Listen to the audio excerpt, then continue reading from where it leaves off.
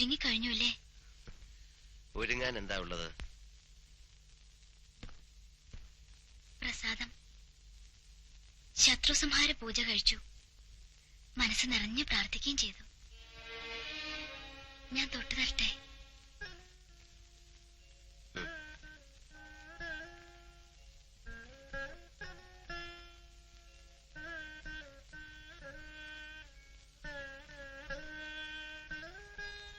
ദീപാരാധന കഴിഞ്ഞപ്പോ ഞാൻ ഒളിച്ചിങ്ങോട്ട് പോന്നു.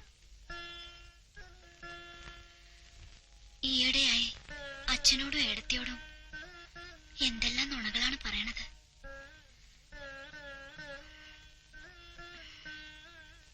ഇനി നമ്മൾ കാണുമോ എന്നെങ്കിലും? ഒരാഴ്ചയായിട്ട് സമാധാനായിരുന്നു. ഒരു ഉറപ്പ്, എന്തുണ്ടായാലും രക്ഷിക്കാൻ ഒരാളുണ്ട് എന്നൊരു തോന്നൽ.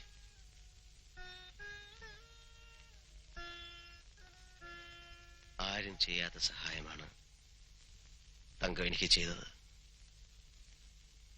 നന്ദി. നന്ദി എനിക്കിഷ്ടല്ല വാക്ക് തന്നെ. കള്ളത്തരാ അത്. വലിയ പണക്കാരനൊക്കെ ആവുമ്പോ എവിടെയെങ്കിലും വെച്ച് കണ്ട തിരിച്ചറിഞ്ഞാ മതി. ഒന്ന് ചിരിക്കും കൂടി ചെയ്ത സന്തോഷായി. തങ്കത്തിനെ ഞാൻ വന്ന് കാണും, സത്യം. ഏതെങ്കിലും ഒരു അമ്പലത്തിന്റെ തിടപ്പള്ളിയുടെ തിണ്ണേമേ മാലയും കെട്ടിയിരിക്കണുണ്ടാവും ഞാൻ. ചിലപ്പോ എഴുത്തിയ പോലെ ആസത്തിന്റെ ഭാര്യമാരിൽ ഒരാളെ ഇവിടെ തന്നെ ഉണ്ടാവും. ഇല്ല, അതുണ്ടാവില്ല. പഴകി ദ്രവിച്ചെങ്കിലും ഒരാളുടെ ഭാരം താങ്ങാനുള്ള ഉറപ്പൊക്കെ ഉണ്ട് ഈ വീടിന്റെ കഴുക്കോലിന്.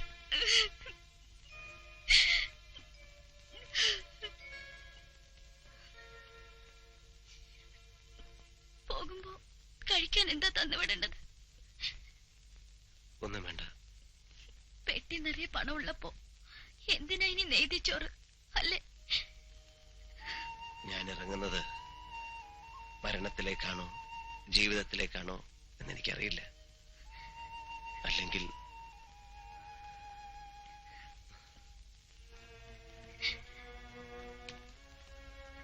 തങ്ക ഇത് കണ്ടോ?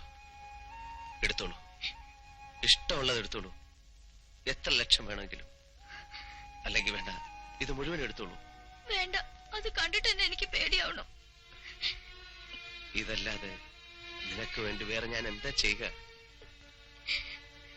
എന്നെ ഈ നരകത്തിൽ നിന്ന് രക്ഷിക്കാമോ?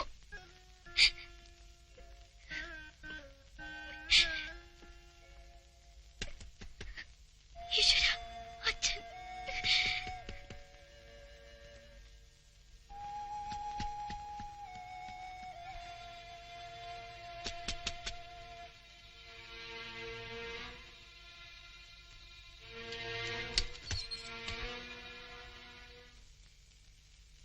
അമ്പലത്തിൽ പോയില്ലേ? പോയി വന്നു. നിന്റെ ചേച്ചി നന്ദയൊക്കെ എവിടെ? ഇപ്പൊ വരും. നിക്ക്, ചോദിക്കട്ടെ. അവളെ തടി കൊണ്ട് പാടൊക്കെ പോയോ? നോക്കട്ടെ. ചേട്ടൻ എന്നോട് സ്നേഹമായിട്ടല്ലേ?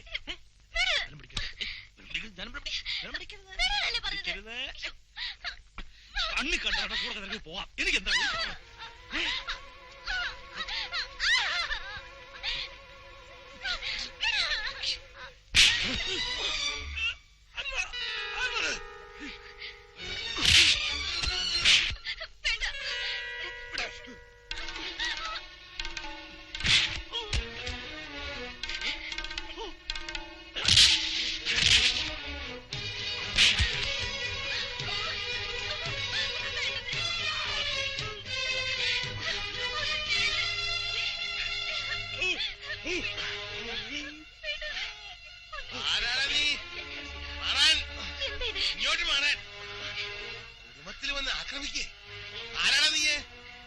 ആരാന്നോ?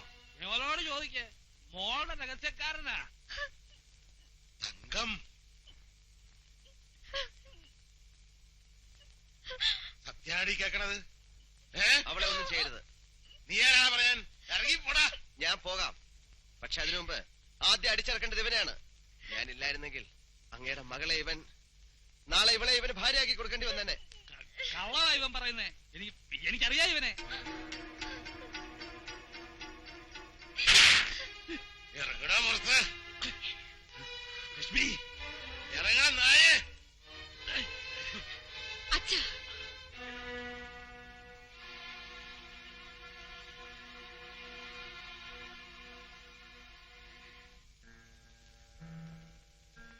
ഇതുകൂടി തിരിച്ചേൽപ്പിച്ചേക്കൂ.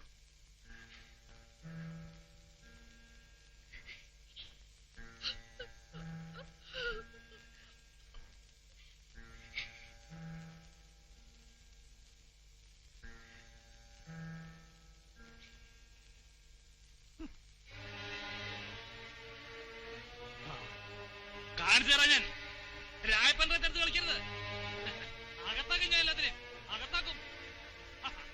അറിഞ്ഞൂടാ.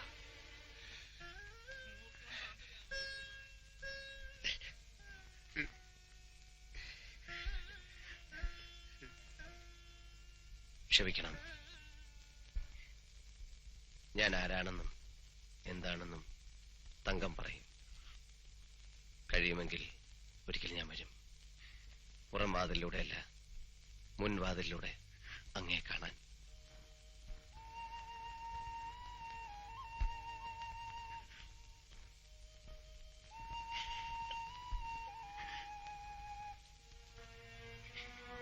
വരുമെന്ന് പറഞ്ഞത് മനസ്സിലായോ? പോകുന്നത് ഒറ്റയ്ക്കല്ല എന്ന് തോന്നുന്നു. തങ്കവുമുണ്ട് കൂടെ, മനസ്സിൽ.